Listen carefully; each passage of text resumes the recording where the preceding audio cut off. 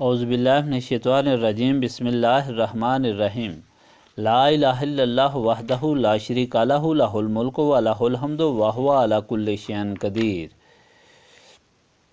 اللہم صلی علی سیدنا محمد وعلی آلہ وصحابہ صلاۃ تکون لنا امان من کل خوف۔ بیان عرس مبارک مورخہ جون 1990۔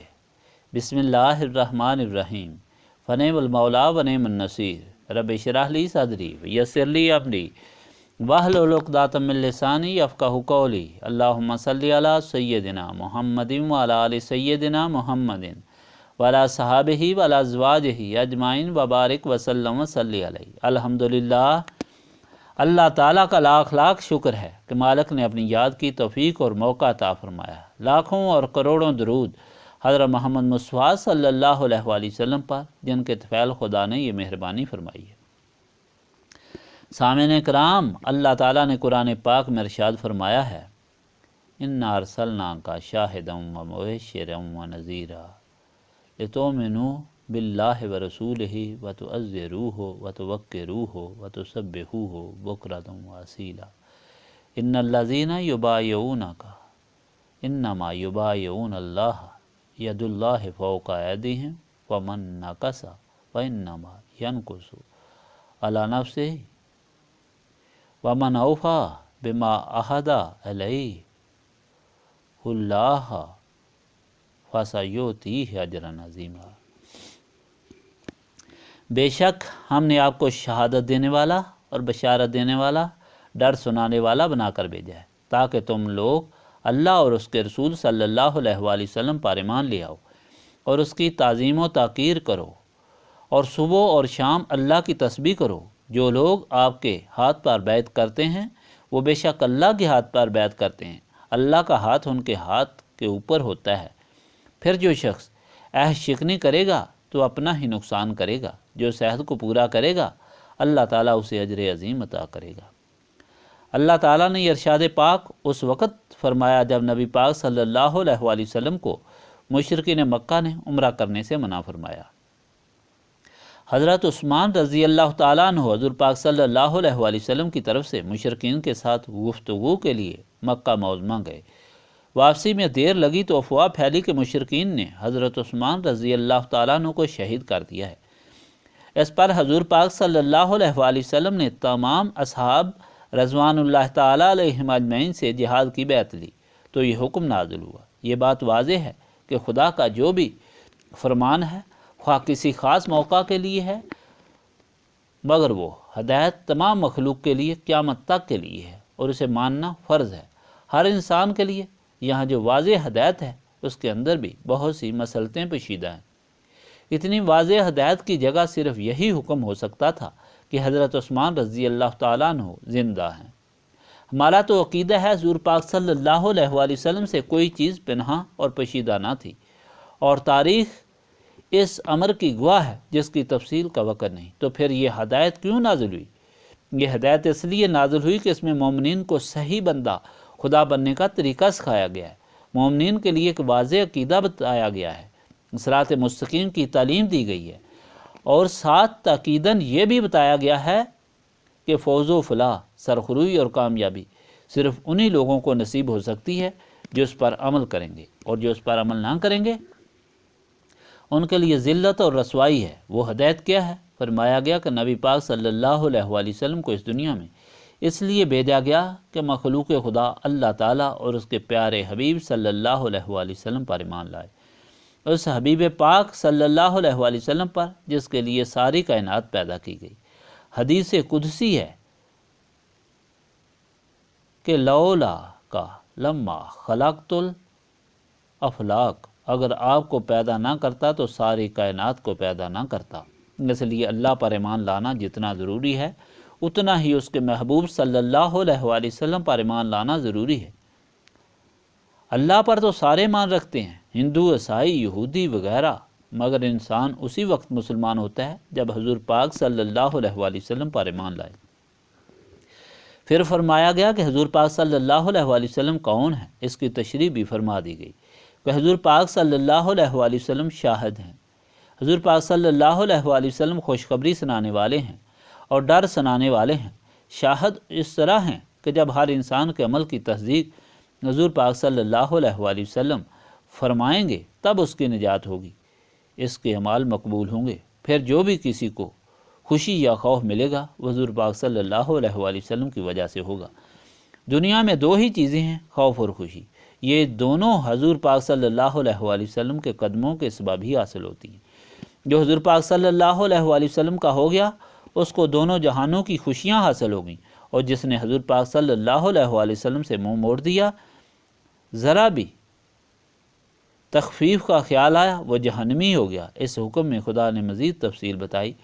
حضور پاک صلی اللہ علیہ وآلہ وسلم کی اتنی بڑی شان ہے، اس لیے لوگوں کو جو خوشیاں حاصل کرنا چاہتے ہو، غموں سے بچنا چاہتے ہو، تو حضور پاک صلی اللہ علیہ وآلہ وسلم کی عزت کرو، حضور پاک صلی اللہ علیہ وآلہ وسلم کی توقیر کرو، تاکہ یہ دولتیں تم کو حاصل ہوں۔ یہ مت خیال کرنا کہ تم اللہ تعالیٰ کی عبادت کرو گے اور بغیر حضور پاک صلی اللہ علیہ وآلہ وسلم کی عزت کے تم نجات پاؤ گے، بلکہ حضور پاک صلی اللہ علیہ وآلہ وسلم کی عزت کا وسیلہ لے کر خدا کی عبادت کرو، کیونکہ حضور پاک صلی اللہ علیہ وآلہ وسلم بھی اپنی عزت اور توقیر سے خوش ہوں گے۔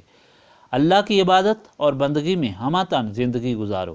خدا کی عبادت صبح اور شام کرو، مگر یہ عبادت قبول تب ہوگی جب حضور پاک صلی اللہ علیہ وآلہ وسلم کی غلامی کا وسیلہ تمہارے ساتھ ہوگا۔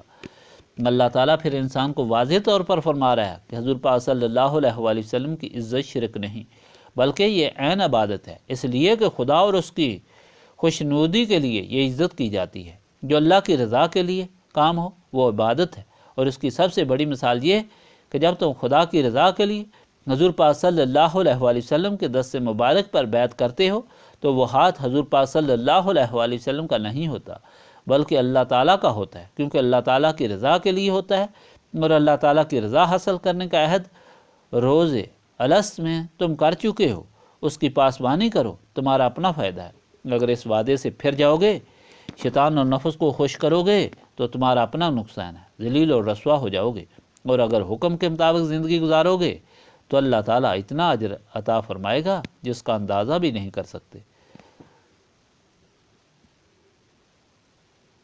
چانچہ صحابہ کرام کی زندگیاں اس بات کی گواہ ہیں کہ کس طرح خدا اور اس کے رسول صلی اللہ علیہ وآلہ وسلم پر قربان ہونے والوں کو اللہ تعالیٰ نے دونوں جہانوں میں سرخروئی اور سرفراز فرمایا، کہ اللہ تعالیٰ نے دونوں جہانوں میں سرخرو اور سرفراز فرمایا۔ سامعین کرام، اللہ تعالیٰ کے اس واضح ارشاد کو بیان کرنے کا مقصد صرف اس قدر ہے کہ آپ لوگ یہاں ہمیشہ آتے ہیں اور آج بھی جمع ہوئے ہیں۔ کئی قسم کی دنیاوی مصیبتوں اور تکلیفوں سے امن بھرے ہوئے دعا کے لیے ملتجی ہیں، اس لیے آپ کو بتایا گیا ہے کہ دعا تو ہم مل کر کریں گے، مگر دعا قبول تب ہوگی جب خدا کے پیارے محبوب حضرت محمد صلی اللہ علیہ وآلہ وسلم کی غلامی ہمارا وسیلہ ہوگا۔ اس لیے محتاط رہیں، کہیں شیطان اور نفس اس دولت سے محروم نہ کر دیں، اس طریقہ سے غافل نہ کر دیں۔ نبی پاک صلی اللہ علیہ وآلہ وسلم کی زندگی ہمارے لیے ہدایت اور نمونہ ہے۔ اس کے علاوہ شیطان خواہ کوئی سبز باغ دکھائے یا ڈرائے، وہ ہلاکت کا راستہ ہے۔ نبی پاک صلی اللہ علیہ وآلہ وسلم کا ارشاد پاک ہے، جب بھی تمہارے پاس قوم کا سردار آئے اس کی عزت کرو۔ اذا جاءکم کریم قوم فاکرموہ۔ حاتم طائی جو مشہور سخی گزرا ہے، جب اس کی بیٹی نبی پاک صلی اللہ علیہ وآلہ وسلم کے سامنے آئی تو آپ نے اٹھ کر خود اپنی چادر اس کے نیچے بچھائی۔ آج اللہ تعالیٰ نے آپ کو جو خدائی جماعت، اللہ والوں کی جماعت کا شرف عطا فرمایا ہے کہ آپ کے پاس آپ کے ملک کی وزیر اعظم صاحبہ تشریف فرما ہیں۔ اپنی ساری مصروفیات کو چھوڑ کر، تکلیف اٹھا کر، ہر باشعور انسان یہ علم رکھتا ہے کہ آپ کس قدر مصروف ہیں، اور خاص کر آج کل آپ کا ایک ایک لمحہ کتنا قیمتی ہے، مگر انہوں نے اللہ تعالیٰ کو یاد، اللہ تعالیٰ کے بندوں میں بیٹھنے کو اور اللہ تعالیٰ کے بندوں کے ساتھ مل کر اللہ تعالیٰ کو یاد کرنے کو کتنا اہم سمجھا۔ یہ وزیر اعظم صاحبہ کی عظمت اور خدائی محبت کا بیان ثبوت ہے۔ اس سے جو انکار کرے وہ دن میں سورج کی روشنی سے انکار کرتا ہے۔ اس سے بحث فضول ہے۔ کیونکہ آپ یہاں تشریف لائی ہیں، اس لیے میں چند باتیں ان کے متعلق کرنا ضروری سمجھتا ہوں۔ جس کو کوئی شخص یہ نہ سمجھے کہ یہ سیاست ہے، ہمارا سیاست سے کوئی تعلق نہیں، لیکن اس کا مطلب یہ مطلب بھی نہیں ہے کہ ہم اچھائی کو اچھا کہنا بھی مشکل سمجھتے ہیں۔ خدا کا حکم قرآن پاک میں حل جزاء الاحسان الا الاحسان، اچھائی کا بدلہ اچھائی ہے، اور نبی پاک صلی اللہ علیہ وآلہ وسلم کا فرمان ہے من لم یشکر الناس لم یشکر اللہ، جس نے انسان کا شکر ادا نہ کیا اس نے خدا کا شکر ادا نہ کیا۔ اس لیے وزیر اعظم صاحبہ کی تعریف خدا اور اس کے رسول صلی اللہ علیہ وآلہ وسلم کے حکم کے مطابق ہے۔ سب سے پہلی بات تو یہ کہ یہ مسلمان ہیں، اسلام کی خدمت کرنا ہر مسلمان کا فرض ہے۔ اسلام کے مالک وحدہ لا شریک کو خوش کرنے کے لیے اس کی عزت و احترام کرے۔ آپ سب لوگ جانتے ہیں وزیر اعظم کے والد صاحب پہلے منتخب وزیر اعظم صاحب نے اسلام کی وہ خدمت کی جس کی مثال آج کی دنیا میں نہیں ملتی، اور وہ ہے قادیانیوں کو کافر قرار دینا۔ آپ جانتے ہیں کہ 90 سال سارے مشائخ، سارے علماء قادیانیوں کو کافر قرار دیتے رہے، مگر برسر اقتدار حکومتیں ان کی پشت پناہی اور مدد کرتی رہیں، یہاں تک کہ اس شیطانی فرقے نے اپنی جڑیں دور تک جما لیں۔ وزیر اعظم بھٹو صاحب پہلے شخص ہیں جنہوں نے انہیں قانونی طور پر کافر قرار دے کر ہمیشہ کے لیے قصہ پاک کر دیا۔ پھر انہوں نے وہ آئین بنایا جو دلی طور پر سب نے قبول کیا، اور آج تک کوئی اس سے انحراف نہیں کر سکا۔ آپ نے ہی مسلمانان پاکستان کی درینہ آرزو پر جمعہ کی چھٹی منظور کی، اور پھر پہلی اسلامی سربراہی کانفرنس پاکستان میں منعقد کرا کے پاکستان کا نام دنیا اسلام میں روشن کر دیا۔ اس سے پہلے جب ہم جاتے تو عرب ہمیں ہندی کہہ کر پکارتے تھے، ہم بہت فریاد کرتے، جھگڑا کرتے کہ ہم پاکستانی ہیں، مگر ان کے ذہن میں یہ بات نہ بیٹھتی تھی۔ جب انہوں نے شاہ فیصل کو پاکستانی ٹی وی پر دیکھا تو انہیں پتہ چلا کہ پاکستان بھی کوئی مسلمانوں کا ملک ہے۔ اب ان وزیر اعظم صاحبہ کا کارنامہ آپ لوگوں کے سامنے ہے۔ اس مرکزی دین کو قائم ہوئے 100 سال ہو گئے۔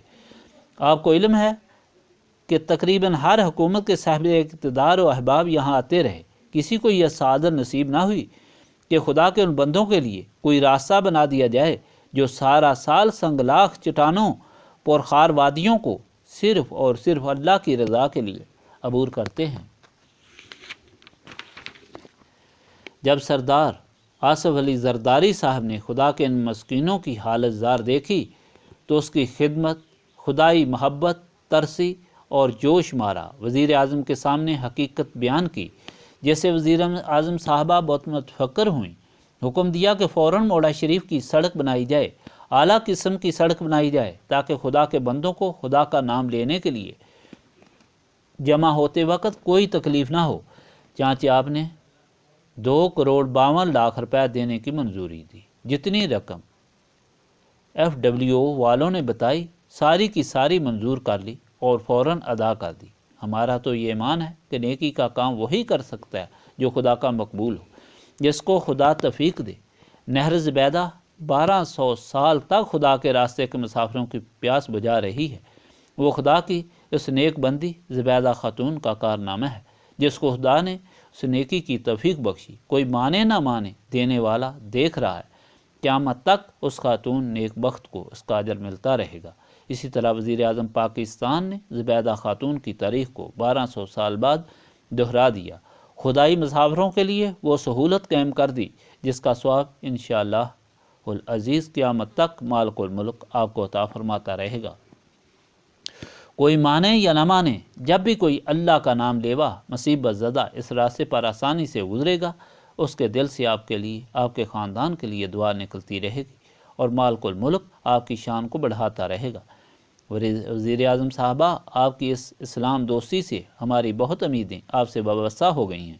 ہمیں یقین ہو گیا ہے کہ واقعی خدا اور رسول صلی اللہ علیہ وآلہ وسلم پر پختہ ایمان رکھتی ہیں، محبت رکھتی ہیں۔ آپ سے بڑھ کر ملک کا کوئی خیر خواہ نہیں۔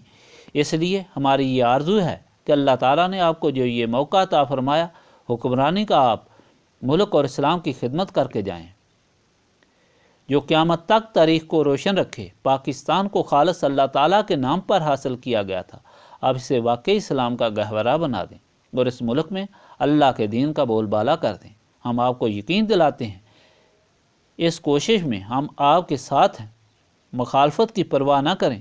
آپ جس اللہ تعالیٰ کے دین کی خدمت کریں گی وہ اللہ تعالیٰ سب سے زبردست ہے، وہ آپ کے خاندان کی ہمیشہ حفاظت کرے گا اور آپ کی شان دونوں جہانوں میں بڑھائے گا۔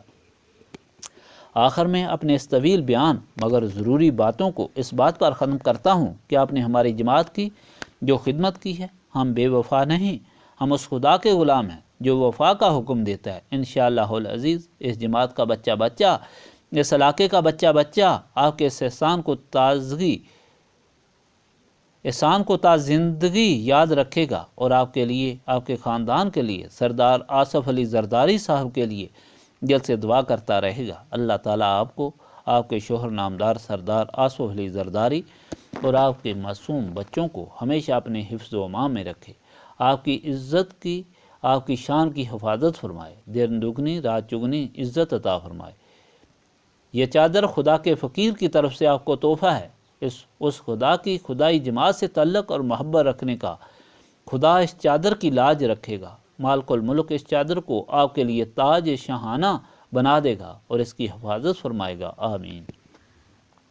اب دعا کریں، اللہ تعالیٰ اپنی ذات پاک کے طفیل، اپنے پیارے حبیب حضرت محمد مصطفیٰ صلی اللہ علیہ وآلہ وسلم کے طفیل، اپنی پاک کلام قرآن مجید کے طفیل ہم کو گزشتہ گناہوں کی معافی عطا فرمائے، ہمارے دلوں کی تاریکی دور فرما کر نور معرفت سے ہمارے قلوب منور فرمائے، ہماری موت، ہماری حیات، ہمارا جان، ہمارا مال، ہمارا قول، ہر فعل اپنی رضا کی خاطر رکھے۔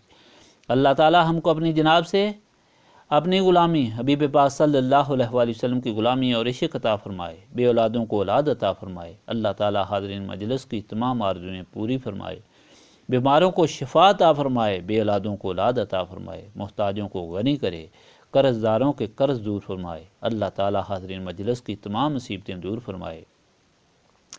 اللہ تعالیٰ پاکستان اور اہلیان پاکستان کو سلامت رکھے، ترقی اور عزت عطا فرمائے، آپس میں اتفاق اور محبت عطا فرمائے اور صحیح مسلمان بن کر رہنے کی اور دین کی خدمت کرنے کی توفیق عطا فرمائے۔ خدا کا ارشاد ہے، جو ایک مسلمان کو قتل کرے گا وہ جہنمی ہے، ہمیشہ اس میں رہے گا، اس لیے کبھی نجات نہیں۔ اس بے دردی سے بے گناہ لوگوں کا خون بہانے والے ہرگز مسلمان نہیں بلکہ جہنمی ہیں۔ خدا ایسے جہنمیوں سے اپنے بے گناہ بندوں کو بچائے اور اپنے حفظ و امان میں رکھے۔ آپ سب لوگ اس بات کی کوشش کریں جہاں تک آپ کا بس چل سکتا ہے کہ اس بے گناہ قتل و غارت کو ختم کریں۔ الحمدللہ کہ کشمیر کے مسلمانوں میں وہ جذبہ جہاد پیدا ہوا جو قرون اولیٰ کی یاد تازہ کر رہا ہے۔ اے اللہ، ہماری جانیں، ہمارے مال سب تیرے لیے قربان ہیں، خدا اپنی جانب سے فتح اور نصرت عطا فرمائے، آمین۔ اللہم صلی علی سیدنا محمد وعلی آلہ وصحبہ صلاۃ تکون لنا امان من کل خوف۔ ربنا تقبل منا انک انت السمیع العلیم وتب علینا انک انت التواب الرحیم۔ سبحانک ربک رب العزۃ عما یصفون وسلام علی المرسلین والحمد للہ رب العالمین۔